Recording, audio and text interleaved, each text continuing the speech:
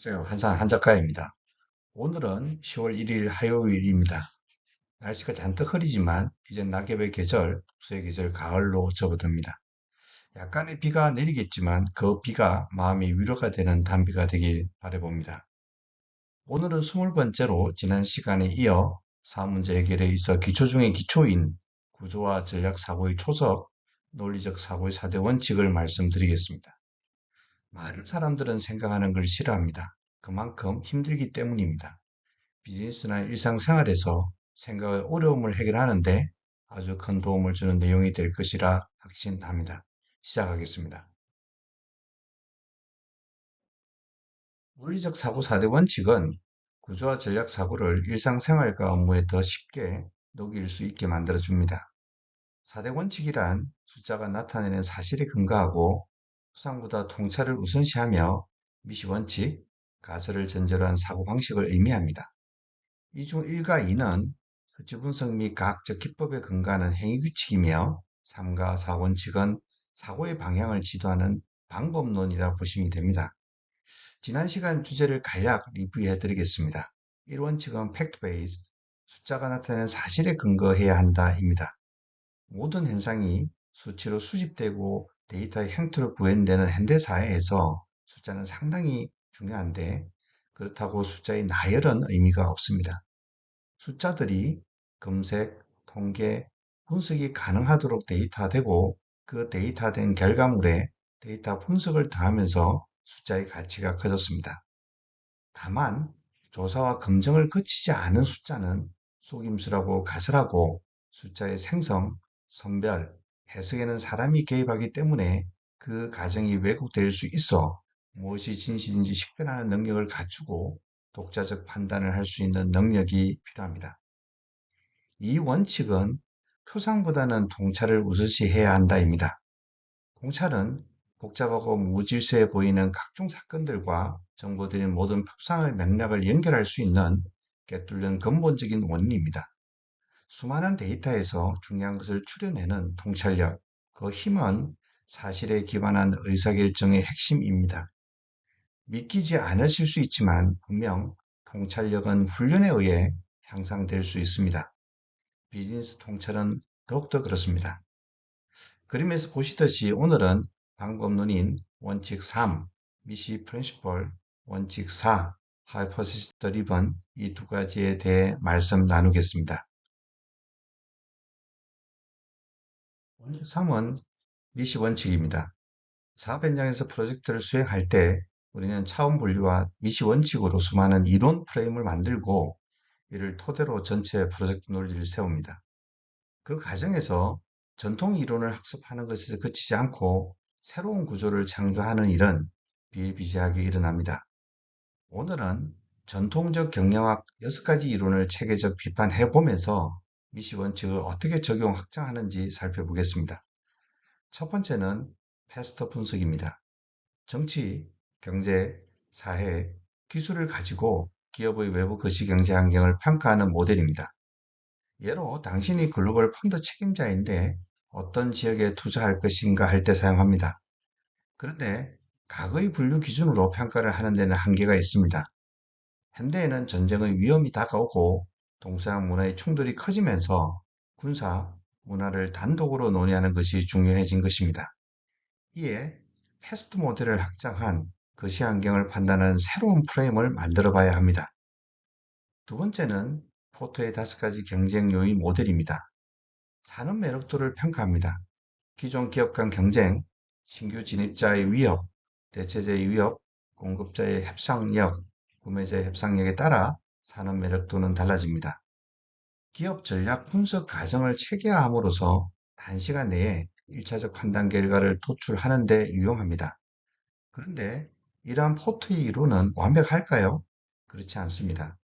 이 모델은 기업 발전을 제약하는 외부의 킬러 관점이 많이 들어가 있습니다. 그러다 보니 협력자라는 포인트는 빠져 있습니다. 완벽한 모델은 없습니다. 사업 문제 해결의 상황적, 시대적 특성을 감안한 변형, 확장은 언제든 필요합니다. 협력자 요인을 추가하여 포토의 5가지 경쟁 요인 모델의 확장판인 새로운 6가지 경쟁 요인을 만들 수 있습니다. 세 번째로 사업 분석은 가장 보편적 1차원적인 내부 분석 모델입니다. 일반 기업의 관리자들이 PPT에 사업 분석을 꼭 넣어야 한다는 과도하게 생각하는 경향이 있습니다. 생각을 대략적으로 정리하는 도구이지 사고의 결과와 통치를 보여주는 방법이 아님을 이해해야 합니다. 네 번째인 맥킨지 세부 모델은 소화수의 내부 분석의 단점을 보완하는 조직의 성과와 효율성을 제고하기 위한 분석 모델입니다. 직원과 능력, 직원과 스타일 등 미시 원칙에 부합하지 않고 지극히 주관적 판단을 해야 하는 단점을 가지고 있지만 포괄적 접근이 가능하고 변화 관리에 유용하여 아직도 좋은 모델입니다. 주어진 모델만 가지고 그냥 따라하는 것만으로는 유효한 전략 수립 및 사업 문제 해결에 어려움이 있을 수 있습니다. 그 모델의 장단점을 제대로 알고 단점을 보완하여 새로운 프레임을 만들 수 있어야 훌륭한 문제 해결자 또는 크리에이터가 될 수 있습니다. 지금부터 맥킨지 7S 모델을 실제 미국 스타벅스의 중요한 사례를 공유해 보는 시간을 갖겠습니다. 조금 시간이 걸리더라도 진행하겠습니다. 실제 벌어지고 있는 리얼한 이야기라 그렇습니다. 최근 실적이 부진한 미국 스타벅스를 맥킨지 7S 모델을 통해 분석하면 각 요소들이 어떻게 영향을 미치고 있는지 그리고 이를 개선하기 위해 어떤 전략적 조정이 필요한지 이해할 수 있습니다. 첫 번째는 전략입니다. 현재 상황은 스타벅스는 그동안 고급 커피를 제공하고 프리미엄 경험을 중시하는 전략을 통해 성공을 거둬왔지만 최근에는 경제 불확실성과 경쟁 심화로 인해 실적이 부진해졌습니다. 특히 가격이 높은 제품에 대한 소비자의 부담이 커지면서 고객 이탈이 발생하고 있습니다. 문제점은 시장 상황 변화에 맞춰 기존 전략을 조정하지 못한 점이 문제로 작용하고 있습니다. 저가 커피 브랜드들과의 경쟁에서 차별화된 전략이 부족하거나 디지털 전환을 통한 고객 경험 개선에 있어 빠르게 대응하지 못한 점이 있습니다. 개선 방안으로 스타벅스는 가격 전략을 재조정하거나 다양한 소비자 계층을 타겟으로 한 새로운 제품 라인을 개발할 필요가 있습니다. 또한 디지털 채널을 통한 마케팅 강화와 고객 충성도 프로그램을 더욱 확장해야 합니다.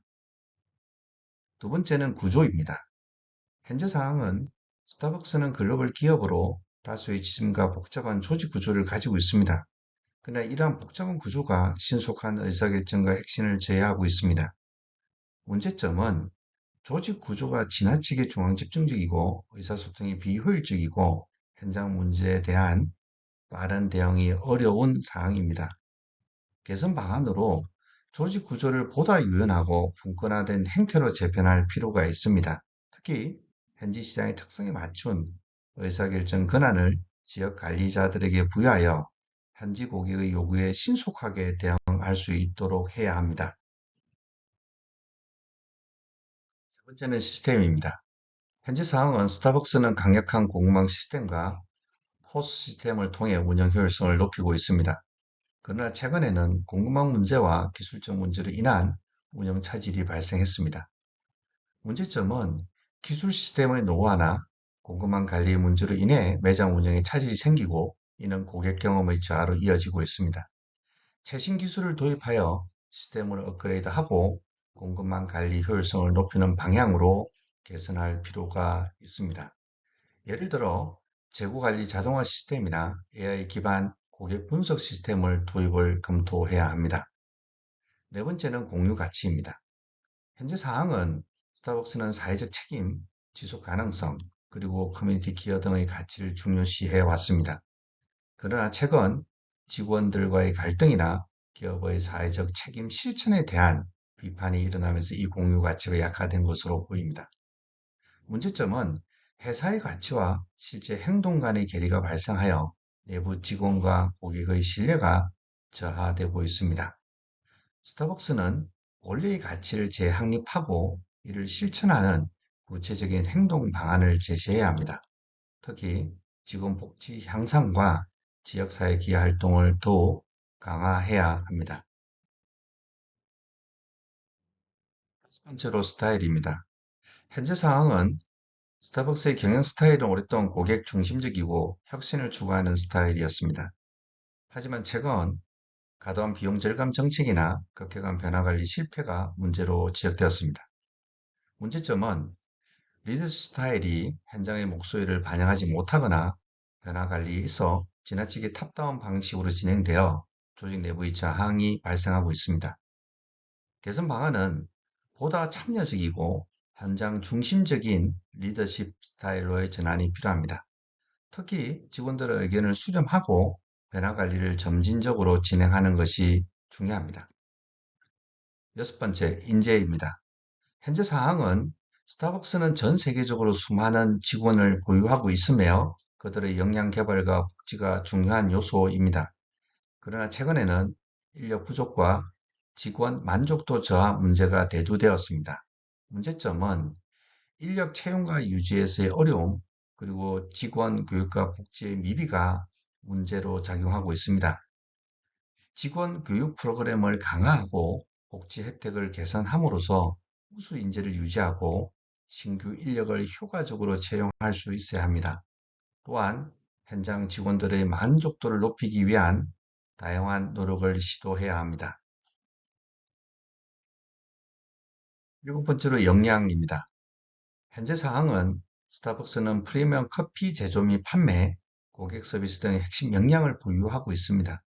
그러나 새로운 시장 환경에서 요구되는 역량은 과거와 다를 수 있습니다. 문제점은 디지털 마케팅, 데이터 분석, 친환경 경영 등 새로운 역량 개발이 미흡하여 일부 영역의 경쟁에서 뒤처지고 있습니다. 신기술 역량, 지속 가능성 관련 역량, 그리고 고객 데이터 분석 역량 등을 강화할 필요가 있습니다. 이를 위해 외부 전문가의 협력이나 내부 교육 프로그램 강화를 고려해야 합니다. 종합적 제언으로 스타벅스는 7S 모델을 통해 각 요소의 조화를 평가하고 필요한 부분에서 전략적 조정을 통해 문제를 해결할 수 있습니다. 이를 통해 다시 경쟁력을 회복하고 지속 가능한 성장을 도모할 수 있을 것입니다. 조화 전략 사고를 하려면 단일 차원에서 다차원 사고로 도약을 해야 합니다. 다차원 분석 모델인 BCG 매트릭스와 소비자 지각도에 대해 말씀드리겠습니다. 다섯 번째 BCG 매트릭스는 기업 제품 전략을 평가합니다. 이 모델은 시장 성장률과 기업 점유율 두 가지 차원으로 나누어 평가하는 도구입니다. 다차원 그래프 특성상 제품을 상황하는 4분면에 배치하여 발전 전략의 방향을 자연스럽게 확정할 수 있습니다. 그러나 성장률, 점유율 기준이 모호하다는 점, 점유율 확인 이슈 등 한계도 있습니다. 그럼에도 미시 원칙에 부합하고 실전에서 활용도가 아주 높습니다. 여섯 번째, 소비자 지각도는 고객을 세분하고 각 고객 그룹에 근거해 기업의 제품 전략을 정하는 고객 분석 도구입니다.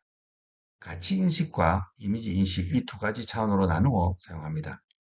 이 모델의 단점은 소비자에게 중요한 가격이 충분히 수치화되지 못한다는 점입니다. 가격 민감형과 만족 추구형의 경우 가격 수용 능력의 차이가 큰데 모델은 이를 충분히 반영하지 못합니다. 따라서 가격만을 제3의 척도로 만들어 활용해 볼 필요가 있습니다. 다차원 모델로 성장 전략 그래프가 있습니다. 이 모델은 연간 상품 또는 사업 카테고리와 핵심 경쟁력 두 가지 차원으로 나누어집니다. 기업의 확장 문제를 미시 구조로 분해하여 누락 없는 기회를 다루는 모델입니다. 이 모델은 나중에 별도 주제로 다뤄보겠습니다. 미시 원칙은 창의력을 만들어내기도 합니다. 논리적 사고와 창의적 사고는 대립 관계라기보다는 오히려 상호 보완적 관계입니다. 때론 논리적 사고를 할 때 상식을 뒤엎는 창의력이 필요합니다. 고정관념에서 탈피해 전방위적으로 문제 해결법을 찾아야 합니다. 분리와 미시 원칙은 사고의 틀을 깨는 좋은 도구입니다. 가설은 근거 있는 추측입니다. 자의적인 억측하는 엄연히 구별되어야 합니다. 가설을 전제로 한다는 것은 의사결정 과정에서 기존에 제한된 데이터에 근거하여 먼저 문제의 원인이나 해결법에 대한 가설을 제기하고 이를 표적으로 충분한 데이터를 수집해 진위를 가린다는 말입니다. 가설 제기와 가설 검증이라고 합니다. 가설을 전제로 일하는 방식이 조직에 정착된다는 것은 구성원의 사고 능력이 향상되고 조직 전체의 과학적 의사결정 역량이 향상된다는 것을 말합니다.